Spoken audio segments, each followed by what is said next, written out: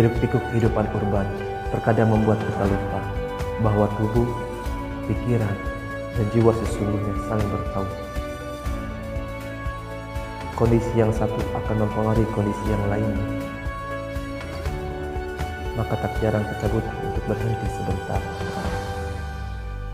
menyapa diri sendiri, menjaga tubuh, pikiran, dan jiwa tetap terhubung.